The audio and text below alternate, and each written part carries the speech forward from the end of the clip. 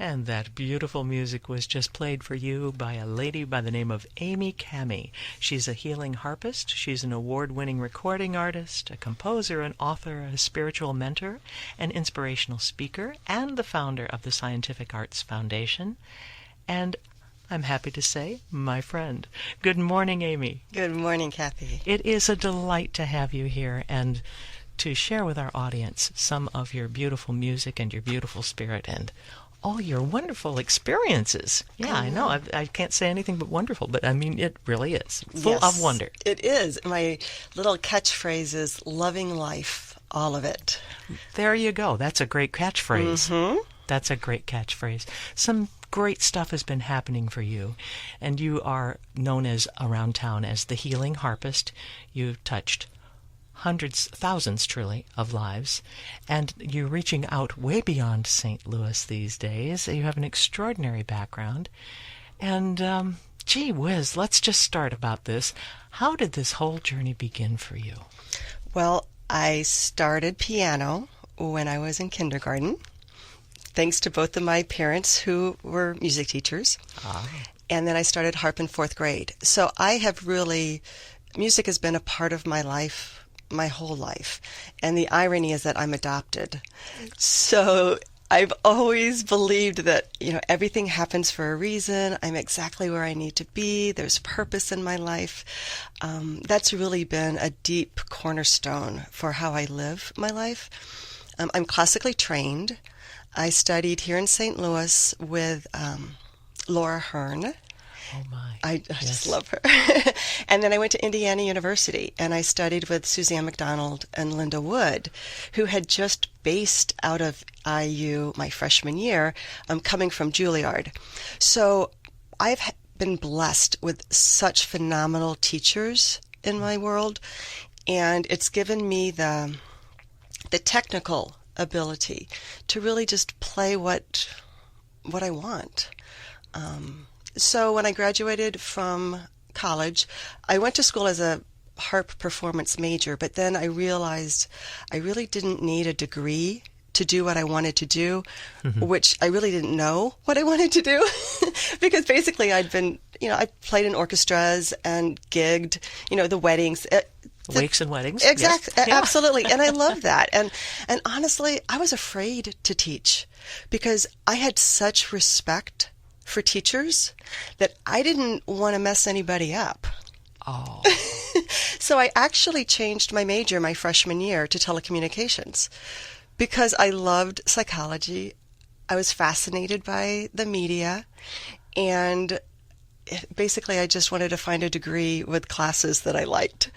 How lovely. Fashion your own degree. Don't you love it? Yeah. So I graduated and then moved back to the St. Louis area. And a family friend was going through hospice care.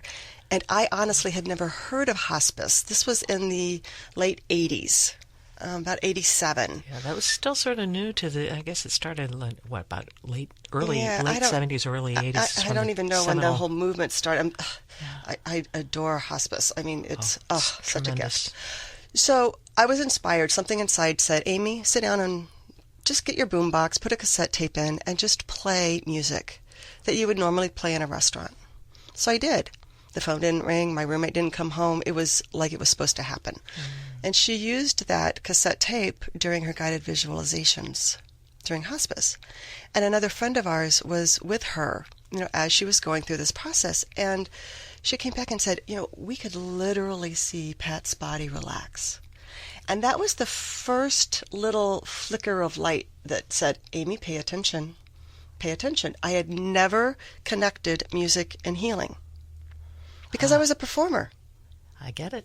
Music for me was perform, play for the judges, competition. Do it right. Memorize it. Get your recitals ready. For me, that was the musical experience I had up to that point. And so it was like, okay, I'm going to follow this a little bit. I found a music therapist, Lisa Morgan, who worked with me to kind of create a questionnaire. And we did our own little pilot study of, how do you feel? It was a questionnaire. What places in your body are tense? What kind of music do you like? Just a one-page questionnaire. And then we gave them the cassette to listen to, and they filled it out again afterwards. And 100% came back that they perceived that they were more relaxed after the music. Like, ooh, this is cool. This is cool. This is cool. So it was great information to have at the time. It was a little ahead of the curve. Indeed. And then I was getting married, so I put it on the back burner. That's all right. Sometimes things are better. It's like a good stew, Yeah. It's better is with a little bit of back burnering. You follow the flow when it's flowing, and then you take a breath and don't push. And then several years later, my dad was diagnosed with prostate cancer. And I remembered how the music had helped our friend Pat Clark. And my dad was the inspiration for me to start harp. And it's like, okay, well, maybe I can use this gift to help him. So I recorded another CD. It's called New Love, Awaken to Yourself. And I used New Age piano solos that I recorded on solo harp. Beautiful. It was just a phenomenal CD.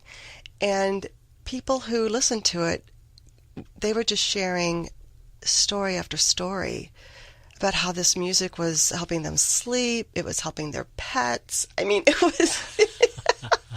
Even the pets are relaxed. Even the pets. But it is such a universal language, and yet there's something special about a harp. Maybe that's why angels play them. I don't know. Here you are, our human angel here. but there is something that's exquisitely personal about the sound of a harp. It is. But there's also a vibrational component to the harp as an instrument, because the frequency range of the harp can actually resonate almost the entire human body, because we're made up of so much water. So when you hear a harp, you just intuitively and unconsciously, you just kind of go, ah. You do, don't you? Because the water in your body is sympathetically resonating to those frequencies. And the glissando that a harp can do is a unique experience. They actually have different organizations where they teach people how to play the harp in order for it to help the body and to relieve pain and reduce stress. Now, just in case somebody's listening is not sure of what a glissando is, could you play a quick one on? Sure. It's the harpy sound. The harpy.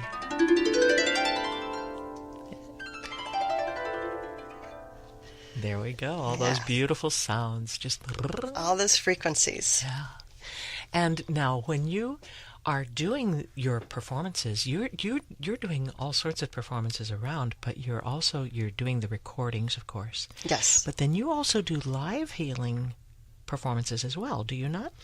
Well, several years ago, it's fascinating because I kind of got into this harp therapy world as it was starting to emerge. So in 2001, there was the first annual International Harp Therapy Conference out on the East Coast. And we had just done some pilot study research with the New Love CD, actually, which indicated it increased the alpha frequency in 4 minutes within the brain. So we were relaxing and calming the brain in 4 minutes. And that was really fascinating. That's a very short period of time. It is. Yeah. And part of the reason, I'm just going to divert just for a moment for the listeners, musicians listen to music differently than non-musicians. And that's the reason I chose New Age piano solos for the recording for my dad. Because when we're listening to music that's unfamiliar, our memories aren't associated with what we're listening to. Good point. For a musician, because my father was a music teacher and an administrator, I had to find music that he had never experienced before. Otherwise, he's going to be analyzing the key, when did I play it? Yes. Where is it modulating to? If actually moves into the minor. Right, exactly. So there's a lot of activity happening in the brain. And when people listen to familiar music, I mean, we all have those songs that, that was my first boyfriend, that was my breakup, that was our, we have these familiar pieces of music that become part of our lives. Sure.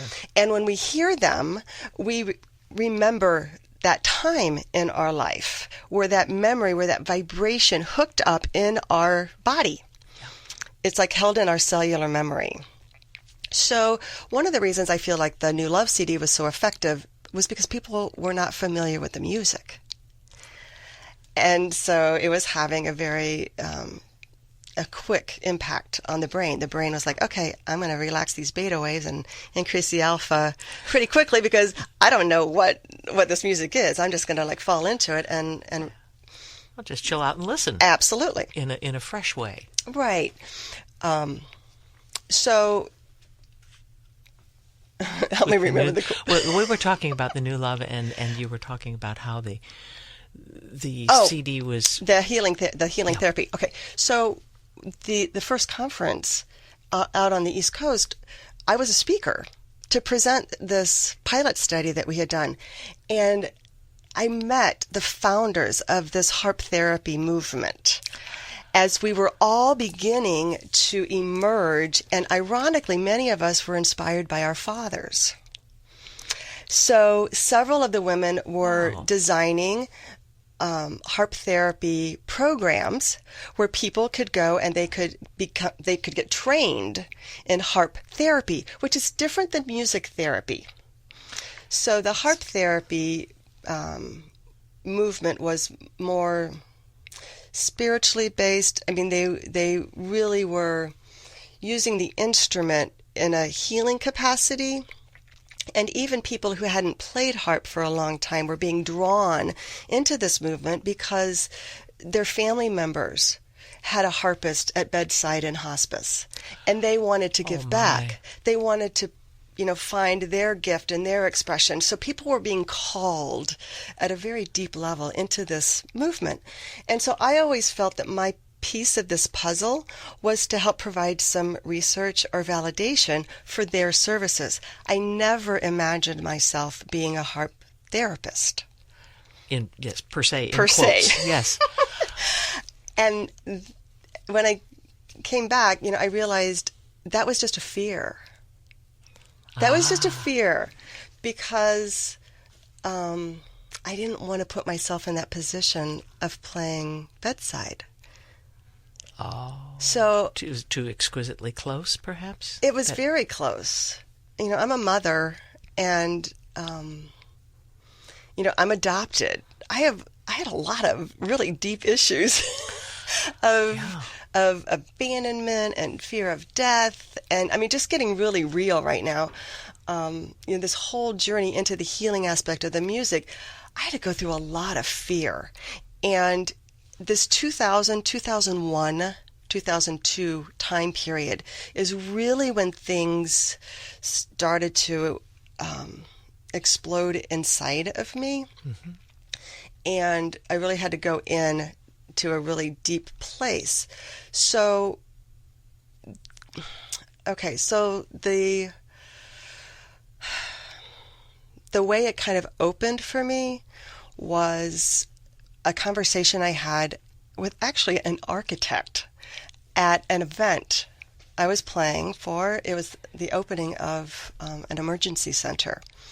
And it was during a break, and I was talking to this gentleman, and we were talking about music. And he was saying he loved to sing, and he was singing in choirs, and he goes, music is just a language. And something inside of me clicked. And it was like, wow, that's right. Music is a language.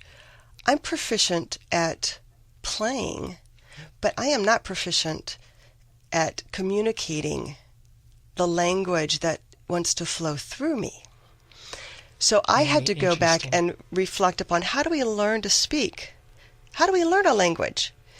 It is just mama, dada. It is the very basic tonal vibrational imprint. Ma, you feel it. Ma, da, da. It's magic. And then you create the word. And then you create an incomplete sentence to communicate your desire or your feeling. And then years later, you go to school and you learn the theory of your language. Because what was blocking me as a classically trained musician was I didn't think that I knew enough theory to write my own music. Isn't that interesting? I was stuck in my head. And that's how we, especially here, excuse me, in the States, we learn music by you will play what's on the page and that sort of thing, where we move away from that creative process first, which is, of course, why the Orff-Schulwerke is so wonderful. Because the kids, they eliminate all the half steps, and then the kids create, and then they learn to notate it. Right. Which is a much freer sort of an experience. Right. So I'm so grateful for the classical background, but I actually had to unlearn a lot of what I thought it was about. And so I went home that night and I just started to do Mama, Dada with melodies, because I seriously could not play 2 notes without music. And I'll be honest, I barely can play Happy Birthday right now without music. Let's see. True confessions. So I called it doodling, because like as an artist, we can take a crayon or a piece of, marker or something and just doodle. So that was my word for music. I was doodling with music. There was no form. I just let it come through, and the key was to kind of find a feeling inside. What's the feeling? Now, how does it sound? Yeah. Because the music's simply a highway that brings what's inside of us out into the world. True. That's our gift. That is our gift. So, a key moment in this whole process for me was 9/11.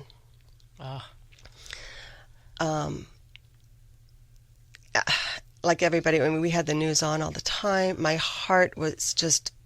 It was a watershed experience for so many people. Oh, my gosh. And the fear. My fear of, wow, what if something happens to me as a mother and my children? What is the message? There was just so much energy moving everywhere. So during this time, I was doodling. And it was a really simple doodle. And our boys asked, what's the name of that? And I said, it's just a doodle. And they named it, I Will Always Be With You. My gracious. And they went to bed, and I went into our bedroom, and the words just came through like a poem. It was divine. It was universal. It was a message of unconditional love and connection for every type of relationship you can imagine. Wow. And we actually recorded that CD. It was a song, so we recorded it with harp, violin. Michelle DeFabio, Fiorino played violin, and my dear soul sister Bridgette Kossor sang. And we created a CD. So shall we give the audience a little taste of this? That would be beautiful. That would be beautiful. Now that she set this up so beautifully, all we have to do is simply start it.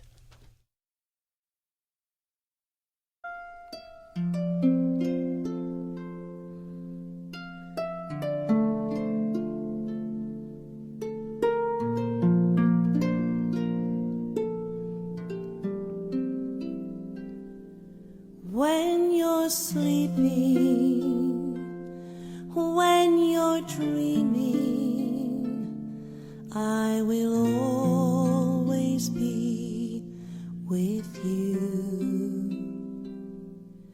When the wind blows, when the snow falls, I will always be with you.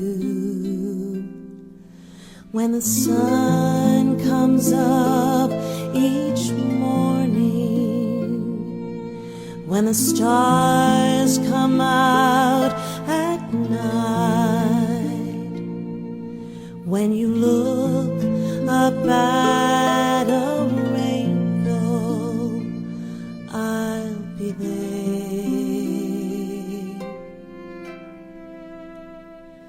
When you're lonely and your heart aches, I will always be with you. laughing, when you're smiling, I will always be with you. When the sun comes up each morning, when the stars come out at night, when you look up at a rainbow, I'll be there.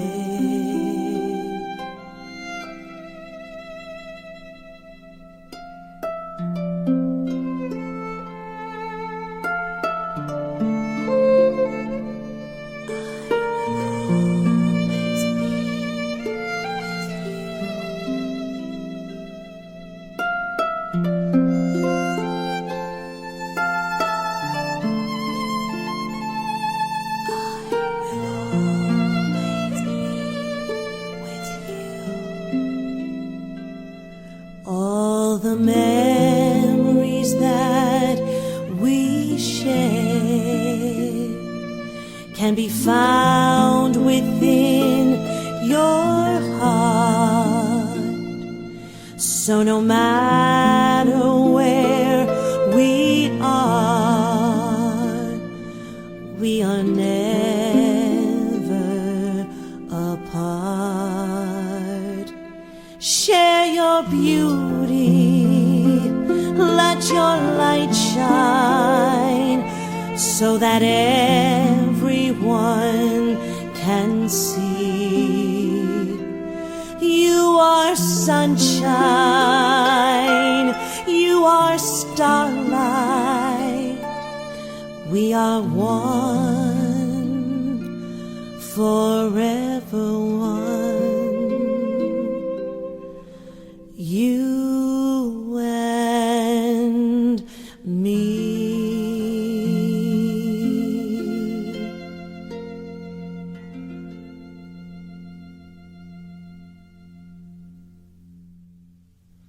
Oh, Amy, that's beautiful. Thank It's you. truly inspired, as you were speaking earlier about that sort of beaming in. It hit me, the inspiration comes from the in spiritus, and that spirit within and spirit moving through you. Yes, yes. There's no mental activity involved at all. It's just getting out of the way. Sometimes that's the hardest thing in the world to do, get ourselves out of the way. It absolutely is. It absolutely is. Because there's a vulnerability there that a lot of us aren't comfortable. We want to be in control. We want to know. Mm-hmm. We want to just feel like we've created it versus it coming. Yeah, exactly. It's like an ownership thing. And, the divinely inspired expressions, we're just conduits. Indeed we are. And everyone is an artist in that way. The artistic expression may not be music. It may be looking at somebody's eyes. And that glance, that connection creates that expressive, resonance within the two people who are connecting. It could be cooking. It could be dancing. I'm so glad you're saying this, because so many people feel that somehow or other, if your expression happens to be music or whatever it happens to be, they feel less than, and it isn't a competition. Absolutely not. And if it's creative expression is just creating your life and expressing your love. And my expression doesn't look like anything that's out here, because it's uniquely mine. And your expression doesn't look like anything out here, because it's uniquely yours. And that's scary for people, because we crave validation. Oh, yes. And we crave that affirmation that it's okay. And, all of that has to be unlearned. And trusting that we are uniquely gifted in our own ways. And for me, it's almost a responsibility to express that. Because if I don't express my music, you don't get to experience it. What a wonderful thing. So, something along the Maya Angelou, your playing small does not serve the world? Absolutely. Absolutely. Yeah. It's a very spiritual journey for me. This whole evolution for me, in simple terms, musically, it went from performing for the outside to sharing from the inside. Totally different experience, totally different expression. I actually did start teaching harp lessons, and most of my students are older women who were just called to play the harp. And several of them had childhood piano teachers. Need I say more? With a ruler? Yes, exactly. And those patterns are embedded. Mm-hmm. There's a memory there. So much of our lesson time is spent unwinding those beliefs and those experiences and offering a new way to experience music. And I am so proud of my students because they offer to play in church. We play in some hospital lobby areas during the holidays, and they have walked through their fears. And they know that the key is take a deep breath, connect to the feeling inside, find the picture, and then just let the music come through. Because when you actually have a picture in your head, mm-hmm. you're just using a different part of your brain, and you don't have to focus on the notes. The notes somehow just flow in a different way. So what kind of a picture would you picture, for instance, in the piece that we just heard? What sort of a picture would you envision? Well, the initial picture was just me wrapping my arms around my kids. Me embracing, my husband. And isn't it interesting, because the title is... I Will Always Be With You. Absolutely. So obviously the message came through. Yes. And during different stages of my personal development, that song has taken on different meanings. As I was dealing with my issues around adoption, it was my birth mother's message to me. It was my message to my birth mother. It is message from spirit to me. My connection to the love that created me. I mean, it is so interconnected. And, thinking of that, too, your adoptive parents' message to you, particularly, because what a tribute to them that you have grown into this exquisite expression, yeah. literally, of love. Mm-hmm. Mm-hmm. Yeah. Pretty wondrous stuff, It is. It's magical. Pretty wondrous stuff. That's why I love my life, all of it. So tell me about Magic Mirror and your dreams for all that. Yes. Okay, so the Magic Mirror CD was inspired during the time that I was, again, doodling and finding the connection to the feelings and the pictures. And almost all of my music really is a collaboration between myself and my husband, because John, he's so gifted in his ability to travel, to see things beyond what our eyes can see. He's just a spiritual mentor, and was showing me these amazing places through his words. So his words are really his music. So through his words and descriptions and visualizations, I see and feel that vibrational place. So he was describing some ancient crystal healing chants and how they were used. And this music woke up inside of me. Isn't that something? And it played me from the inside. ad nauseum, actually. You had to get it out, huh? I mean, driving in the car, doing dishes. Here comes this music is just playing and playing and playing. So we literally just went into the studio to get the music out. And then we held the CD for 2 years because we didn't know what to do with it. I'd listen to it and things would happen in my head that I couldn't explain. People would listen to it and they couldn't move. Afterwards, they were so relaxed. They were like out of their body. They just could not.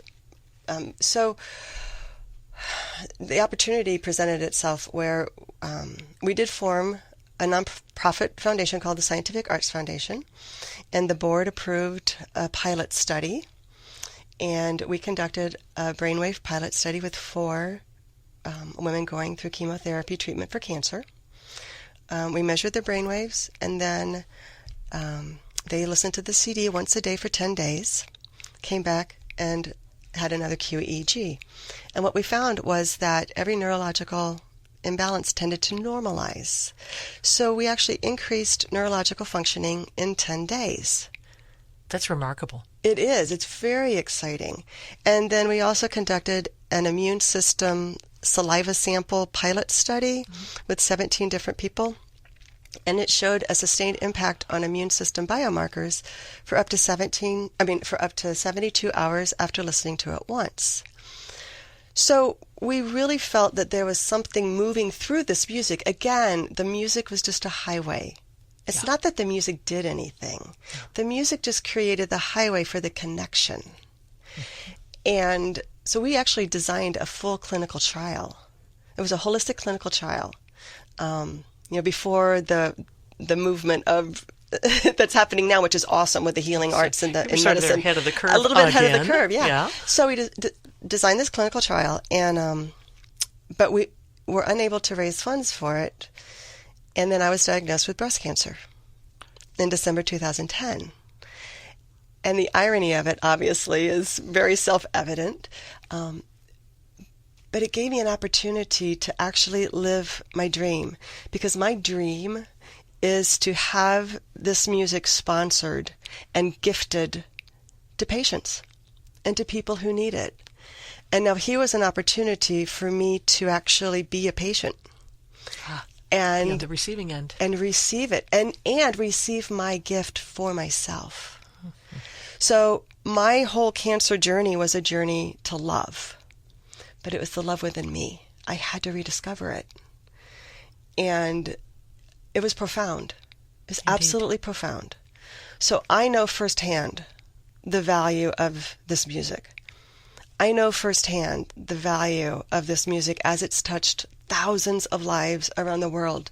I have testimonials from all sorts of populations, from the military to Alzheimer's patients to autistic, parents with autistic children, to babies, to new mothers, doctors. It's hospice. It blows me away. Can I read one of the ones from the military? Sure. This was from a Captain D, not as in the restaurant, but a captain, we're only using initials here, who writes and says, I'm the outreach manager for the combat stress team here in Kab Adder, Iraq.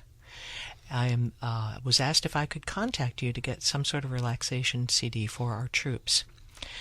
My team and I were cleaning up some old materials, and we found that as we entered the 3rd month of our deployment, we're seeing more soldiers with stress, anger, and anxiety problems. Do you still have that CD? Because anything that they can have to help them relax will be accessible for them after a long, hot working day. Yes, and the irony of this is, just to put my life in perspective, they found a letter that was written a year earlier from the combat stress manager in that location, and that particular person was the granddaughter of Pat Clark, who was the woman I did my very first. Yes, it was a full circle. Oh, that's a little laugh from the universe, isn't it? Oh, absolutely. My gracious. Well, one other testimonial here is I felt different after Amy played. I took her CD. When I got home, I cried tears that I hadn't allowed and slept more deeply than I have in years. I plan on making her music a part of my everyday. thank you. And that came from a Michelle C. Yeah. So wonderful testimonials and everything. I'm going to just give your web address here. Please. There are two: Healing Harp at AOL. That's your my email. Yeah, okay, the website is healingharp at AOL.com is your email.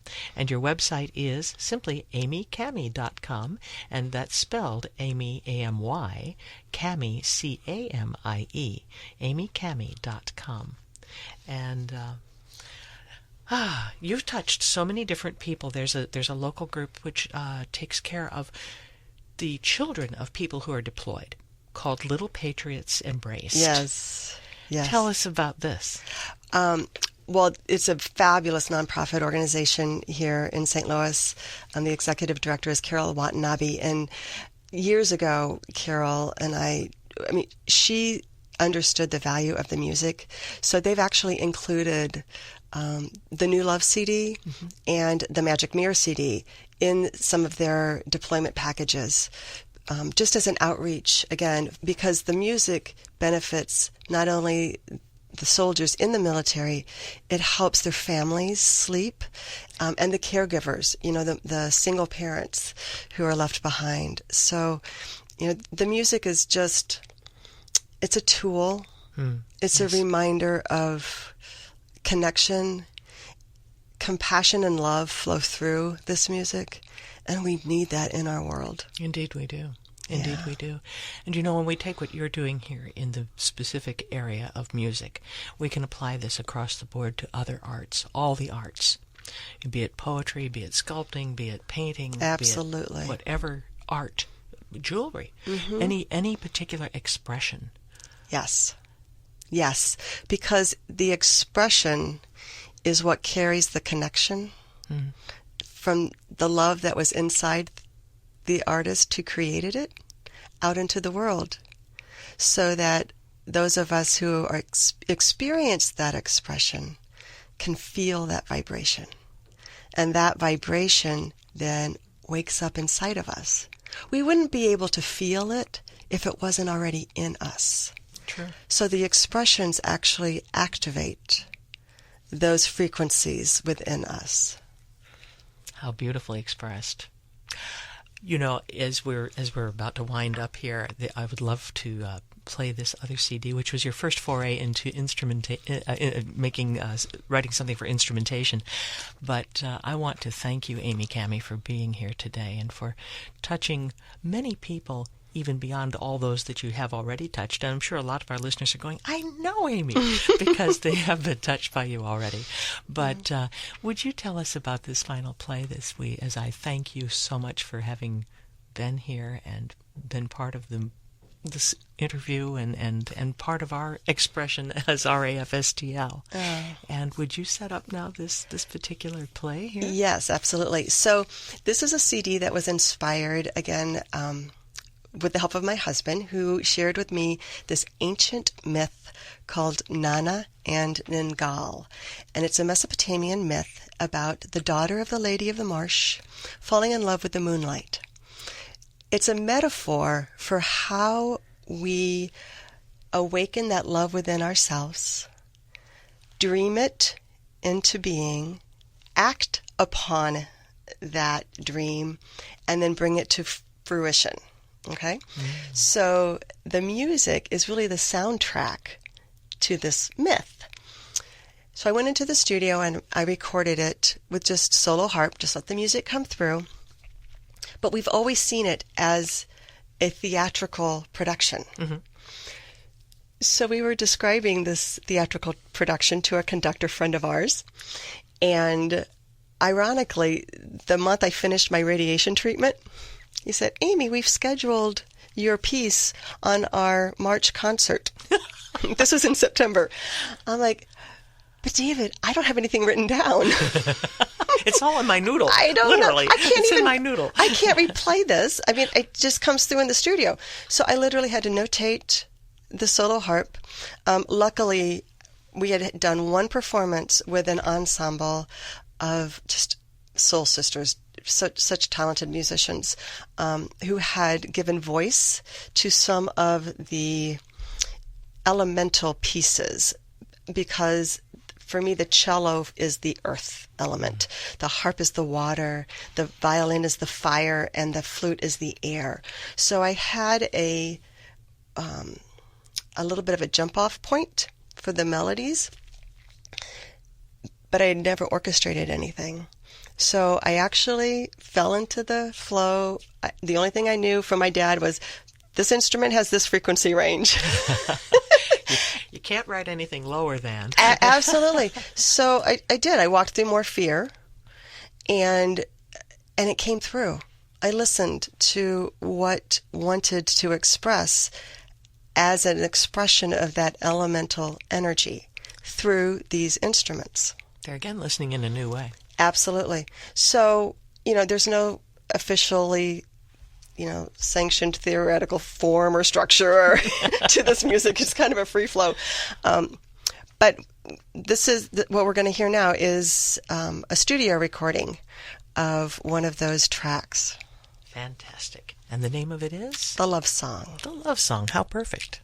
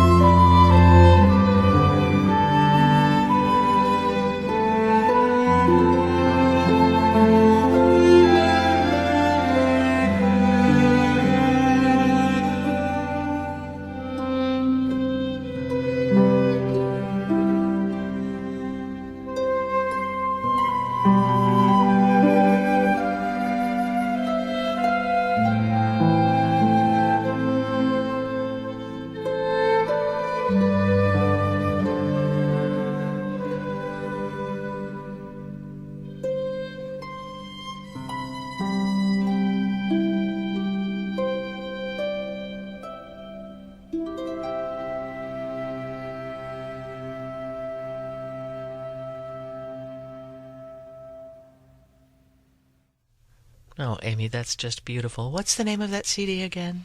It's called Dreams, The Love Within, and this is the chamber ensemble version. And I would just like to acknowledge the musicians. Oh, please do. Yeah, on that track. So we had the flute with Wendy, Hymes, violin, Michelle DeFabio, Fiorino, and cello with Monica Godbee. And how lovely. And what a lovely gift to give to people.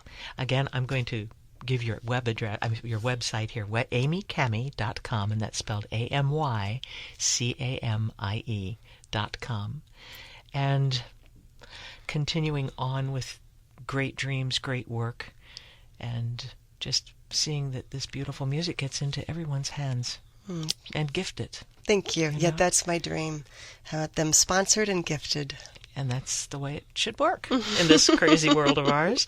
Amy, thank you once again for being here and for touching our audience this morning, too. And, thank you for having me, Kathy. oh, my goodness. My joy. My joy. We're loving life. And, well, RAFSTL, as you know, is all in favor of loving life and creative expression. And, wow, what a wonderful and unique way you are doing that.